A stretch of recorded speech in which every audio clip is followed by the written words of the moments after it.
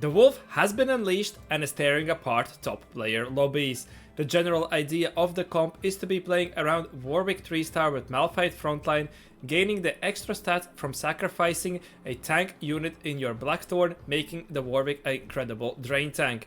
You can also be rerolling alongside for Merkwolf 3, giving you a nice duo carry, or playing around that Brambleback. The indicated itemization of Spear of Shojin, Titans and Steraks is the best one to be going for, but it is also fine to be substituting the Spear of Shojin with something like the Rage Blade, Titans with QSSS, or Steraks with Edge of Night. As you can also note the overlap with these mentioned items over with Brambleback, therefore slamming for tempo is always going to be your best bet, and alongside itemizing tank. Malphite particularly loves that Stoneplate and Crown Guard, and then Azir can be holding onto your utility despite being an AP champion.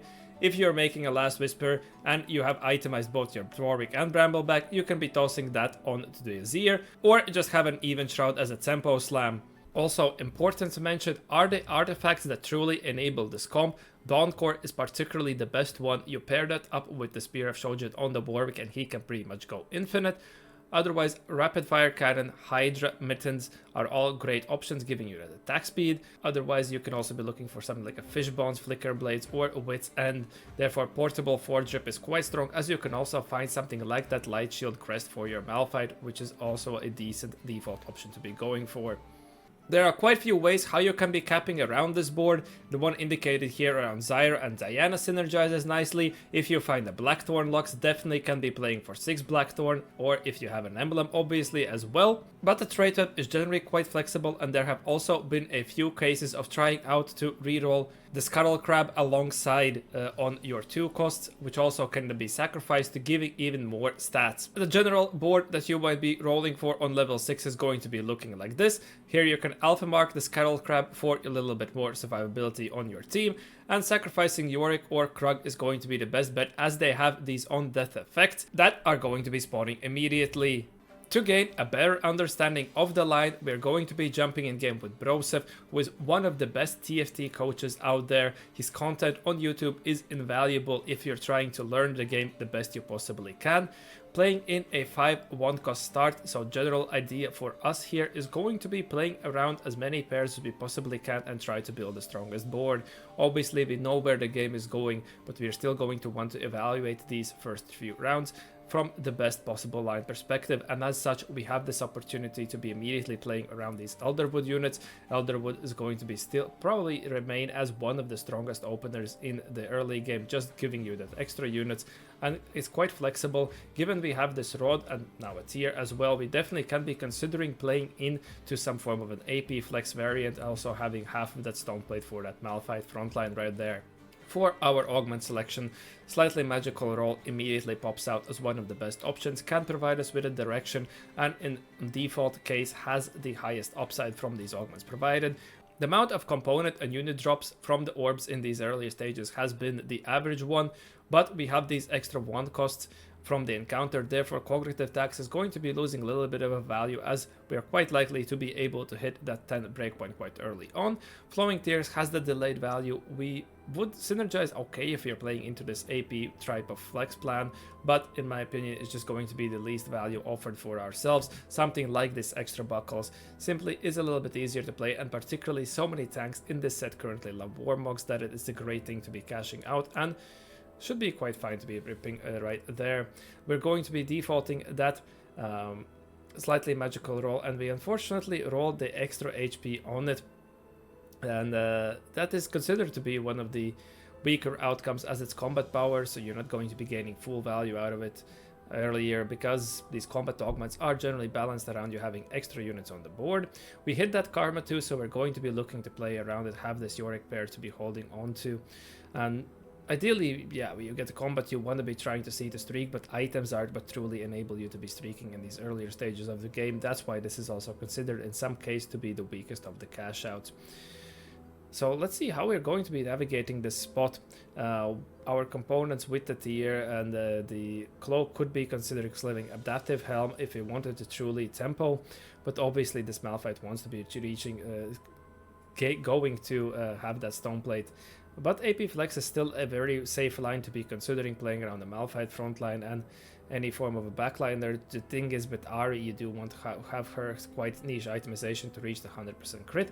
So instead, we're going to be opting to full open, and it seems like this might be just simply a hard force spot to be trying to go for the Warwick, as we know that this is going to be where we're ending up, and there's another player who only has a couple of units, so we have to be wary that he does not fully open on ourselves. Something that full opening is generally something that, unless you are a very skilled player to be rebounding your game on stage 3 with the least amount of resources, you want to do only in the case that you are chasing some of these broken comps. And you know, okay, we have a couple of them, well, pretty much one that you can be defaulting like this right now, and he has that Warwick in the team planner, and we have picked up that spatula that is going to giving us that Blackthorn emblem. But we definitely want to be hurling onto these Merkwolves now, so if the player does go full open, we're going to be sacrificing our win streak, which would hurt us our economy. There are a couple of Coven players as well, so we might be a little bit ruining their day if we queue into them. This seems to be, we're facing maybe perhaps a Tristana reroller player here with a Rageblade, an item that hasn't seen as much success this set as perhaps the previous ones. But maybe Tristana could be a decent user of it nonetheless. The thing is, with the item is generally once some form of champions that truly benefit from having the set extra attacks be having something like the on-hit effect, and otherwise it's just understated for that scaling aspect of it. We opted to also neatly lock the shop here for that Merkwolf. You can see how much he's valuating having that extra pair, and he's going to be pre-leveling, holding on to this Camille as a possibility to be immediately trying to look to stabilize the board, as well as not having to because we want to hold on to this pair. We want to be seeing that extra shop. Pre-leveling here allows us to get a little bit of a more decent odds, only 3% increase on the 2 cost, but have that extra chance for the 3 cost that we might be finding, which are quite valuable to be having on your reroll if you can find that Krug. And still, our components wise, we are not looking to be exactly what we are going to be desiring. Can we take the idle craftsmanship here? I am not sure. We have to be making this Blackthorn emblem for sure, because we have the component for it. To utilize this Reforger, find a glove that can definitely become a QSSS, and you can see how he nicely made those items onto the bench instead of the item bench to save the desired components. And we have the stone plate right now. We have QSSS, so we definitely are in a decent direction, and we have half of Titans if we wanted to angle into that, and obviously have the Spear of Shojin, which is truly the enabler item for this.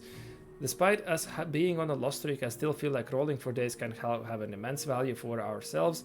It's also double silver lobby, so the tempo is not going to be as high. With this, we can definitely be looking to stabilize and make those econ intervals as fast as possible. Stand United with the Blackthorn emblem, we're not going to be getting as much value, and feeling lucky is just going to be a little bit weaker of an option.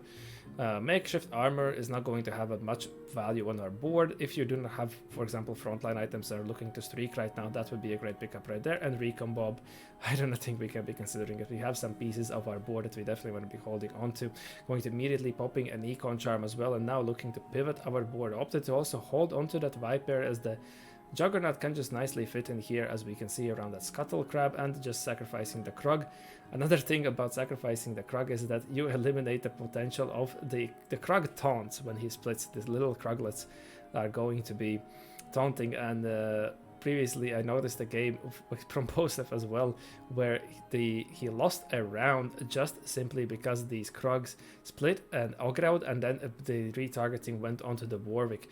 Warwick does have some built-in Omnivamp. You have the Omnivamp from Ravager, but you definitely do not, you want to be keeping him as safe as possible, as it is with most of these melee carries. You do not want something like a 2-star Ezreal to be firing at him before you have managed to deal with their front lines, right? Going to be flipping the coin, only don't get an extreme high roll right there. Going to be playing around this Merkwolf for now, as we simply have a little bit more items to invest into him, and going to alpha mark him for that reason. Alpha mark, that is the reason why something like a QSSS and Hodge is considered as the best items for this Merkwolf, but it's also completely fine to be alpha marking the Scala Crab for the durability, or even if you're main tanking the Krug, going to be losing around here to Rengar too. And you can see some little delays into the VOD, and that is the reason. For that reason is because there were some server issues when this game was played. If you were a new you probably experienced that the ranked queues and everything was down. On NA it wasn't such a drastic effect, but we did receive a little bit of lag. Going to be picking up this sword so we can complete our Spear of Shojin. You can see that's going to be his prior component item right there. Also was on the 3 cost if I'm not mistaken, so prioritizing that gold and looking to seems that we are going to be swapping the items. With the change to Blackthorn, 6 Blackthorn, the sacrifice is still going to die, but you gain a lot of extra stats, therefore making something like the 3-star Skull Crab is good to be just simply sacrificing or chasing the 3-star cog, as the stat bonus goes insane, and particularly these defensive stats allow you to keep that Warwick quite alive. And it seems like we're going to be losing to another 2-star 3 cost here, and our plan hasn't exactly worked out, right, with these reroll comps, particularly since you're rolling for charms. Okay, we haven't picked up maybe the combat ones, but you want to be pushing the tempo. Stage 3 is you're going to be shining, you get your 2 stars online, and you're going to be a little bit behind until you hit all your 3 stars going into that stage 4. Therefore, you want to be saving the lives here, and then maybe falling back a little bit once all the 2-star 4 costs are getting hit, but utilize that extra HP you have preserved to be pushing these higher levels and reach the higher caps, getting a duo carry online, particularly if you can get a 2-star 4 cost as your duo carry, for example, as this comp has that Bramble back. Playing around with the idea of playing around 4 Blackthorn, and considering simply since we are tanking this Skull Crab, having a Juggernaut for him is going to be quite nice. Otherwise, you can also be playing around the Rek'Sai if you wanted to, and then play around 4 Blackthorn, but simply the value here at the moment is not going to be as strong. You can see immediately moving also the Kroggin for the sacrifice. As a 3-star, he's also going to be gaining, as a 3 cost, he's going to be giving a little bit more stats. With our slams, how they are, we are lacking a little bit on the frontline department as well, therefore probably going to be saving this cloak if we possibly can. Doubles don't play the completely fine build as well right there. And now we queue into a player who has already went fast 8 and rolled down and has hit that Aphelios. And Aphelios and a Morgana, that's an interesting duo right there. We have some econ, we have some combat power, and this is the Prismatic is going to be loading in a huge spike. Nesting Dolls generally should be fine in the in these reroll lines, but when I asked, for example, Daisik, is this augment any good? And he just simply said no. So I'll assume it is not great. Earth's grab bag, we already have the emblem. Second emblem could allow some vulnerability, but we truly want items, and Golden Gamble has the possibility. If we hit a Radiant item right here, that could be absolutely insane to further boost the power into our 3 reroll. You don't need Golden Egg, we're not in the spot we need to be hitting, we are quite low on lives. Celestial Blessing, again, a comp that theoretically could be utilizing, but Warwick has built-in healing, Ravagers have healing. I guess the Adapter Master Yi is still the only comp that I've seen this truly kind of work out for. And we're going to be just ripping the extra items. We do hit that Radiant item chest, have the possibility of improving our item situation onto this Warwick, as our items haven't truly worked out. Now that we find this Malphite, now we could definitely be considering going into for Blackthorn. The best item we had offered there was this Spear of Shojin, and it's also going to be quite good, allowing again the Warwick to be stacking up his attack speed a little bit faster. And going to be reforging immediately our Spear of Shojin. Get the Kraken, which, well, it's not going to be the best item, but it's going to have to serve for our duo carry for now. Investing into items early on for these slams was always the right move, right? You just cannot be sitting with items on your bench. Going to be picking up a player right here, still only on 2 stars, and you can see that this comp truly has the potential to be playing around against some of the better boards. We are 1 copy away, so probably going to be rolling quite deep. Find that Merkwolf 3, find that Warwick 3. Thankfully, didn't have to roll a full send it, and going to be transitioning items to this Malphite. As if I'm not mistaken, still this revamped version is going to be having a little bit of a extra stat boost for your Blackthorn units. Don't think the positioning was exactly as it was planned out there. You can see that is why you want maybe third lining your Warwick and a Merkwolf, simply to guarantee them that they're going to be walking up on the same side, and having this Rek'Sai on the corner. Theoretically, what this does achieve is, I'm going to show when we get to the board, why this sometimes having this corner unit, for example, you can call a Kali, having when the Jax was in the frontline Maokai here on the corner, is the reason that if your frontline tanks here, this unit technically is going to be closer to this corner, and then they're going to re-aggro onto this tank rather than your melee carry. but as you can see, sometimes it can clump up the front line and cause a little bit of a pathing trickery. And so we have to take note, and also we have these little Kroglers that can spawn and just simply block this pathing as well. Now we're going to be probably tearing apart the lobby and looking to push levels, as we already done, to level 7. Pick up another Econ Charm. When you hit multiple Econ Charms, the game is generally going to be quite good for you. Rolling a little bit here, as we have the possibility to find this Azir, and then we have the possibility of playing for 4 Blackthorn, but I think that is going to be weakening our board. And we can see he removed the Kog'Maw there and the Krug, just to guarantee these extra belts and units that are going to be actually receiving value. Another nice thing to keep mind of whenever you see this charm. This player seems to be, well, he has Baron's Letter, he has Scaling. Maybe he was trying to play around the Mama Beak, but no, he's level 8, 50 gold, so he's just utilizing her as a vehicle to fast 9 board, probably trying to cap around the Draven. Draven is one of those Rageblade users this side that actually has some potential. But nicely closing out the stage on a win streak right now, as we have won. And we have made a Titans, but we're opting to keep the QSSS onto the Warwick. Perhaps should be opting to swap. Definitely want to be completing these anti-armor right here with the belt, and then the Steadfast is the natural final tank item that we're going to be going with. Still holding on of playing a 6 Blackthorn, as this simply makes our best emblem, seeing it to make the potential swaps. Unfortunately, well, we're going to get the resets onto this Nidalee. That is a nice cleanup to be doing. Did not exactly run into this Bramble West Vi, which would have definitely stalled quite a while. That allows us to easily clean up this adapter reroll player. Well, seems real, maybe not real. Pushed level 8, 0 gold, hasn't hit 3 stars. Maybe there are a couple of them. That's why he just simply identified that as the best line. But instead, now we're going to be pushing levels and dropping back out. Well, holding on to the Skull 3 still, and you can see his alpha marking the Skull just to gain a little bit more survivability. This also allows this Malphite 3 to be Malphite 1 to still be quite tanky. Malphite a unit definitely to be looking out for any potential flexible boards to be playing around. As mentioned, the AP flex, maybe there's going to be emergence of some other boards, going to be cleaning up this Aphelios player. They couldn't even get through to this Malphite. Such is the true power right here. Again, a temporary emblem, why not just slap it onto this Skull Crab.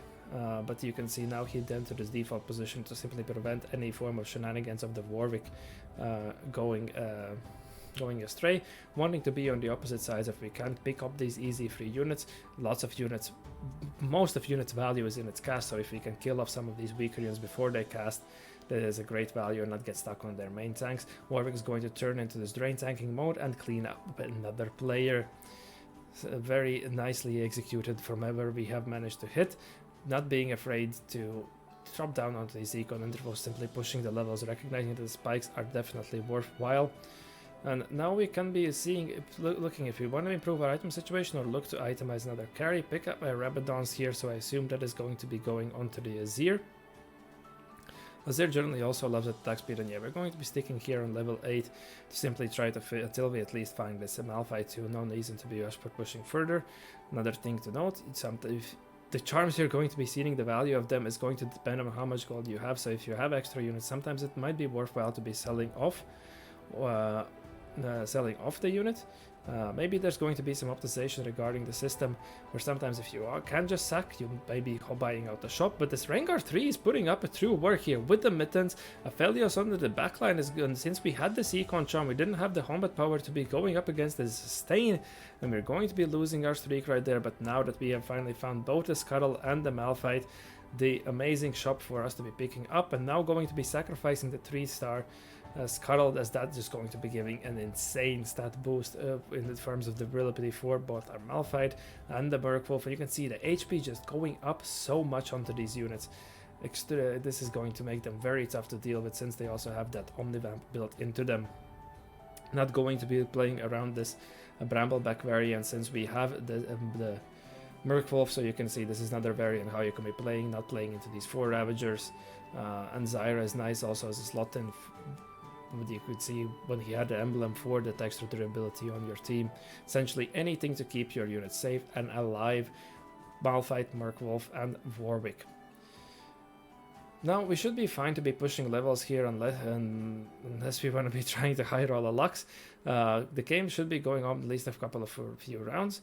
Going to be swapping the itemization a little bit. Warwick is completely fine with this. Krakens as well has that built-in attack speed, so it's going to be fine. And generally Kraken is obviously considered as an AD item, giving that Merkwolf an IE right there. He seems to be alpha marking him despite that, and move there and finally have the anti-heal sorted out. This player is still here, stuck on Aphelios 1, as it seems to have been a multiple way Aphelios contest, but has managed to pick up the 3-star Hecarim. There we go. That has held on his front line. And right, still, yeah, this is obviously the Rengar player. I missed it last fight. That's why he's so strong with the 3-star frontline and 3-star damage carry. The Aphelios one is not the true star right there. But he has a possibility also to hit. He has that, seems to be one away of Diana, so benefiting. There are lots of reroll going around in PB at the moment, so could expect some reroll nerves before we go live. Also, this comp might be dropping live, not be as strong as it is right now. That is why I'm not making these cheat sheets, right? We want to be having a clear meta read before I'm going to be investing a lots of time to be making the cheat sheets, full comp guides. So you can expect that when the set is dropping and in the first weeks of the set. Now just going to cover scouting to make sure that we have this Malphite in front of this Rengar, but since the Rengar has Mitten's attack speed, the Warwick is going to be getting out immediately and cleaning him up. Now should be able to have stacked up far enough to be drained, I think, this Aphelios for quite a while, and cleaning off the fight. A nicely executed reroll game by Broseph. Didn't have a clear direction early on, but once we saw the spatula, we said, alright, we're just going to be forcing Warwick as the comp is so busted. Allowed us to, despite not truly stabilize on stage 3, but still preserve quite a bit of an HP. And once we were able to push those levels aggressively from the extra Greg wall we had left over, to fully capitalize on the win streak and arrive at the level 8 where we were able to finish off the Malphite and also the Skull Crab 3, which gave our team an extreme amount of survivability. Truly displaying that even without the best items, this comp is incredible in its strength. Definitely something fun to be giving out a try before it gets nerfed, especially if you hit that emblem or one of those enabling artifacts. Otherwise, I would like to thank you for watching. I hope that you learned something new, and I wish to see you in the next one. Have a good one.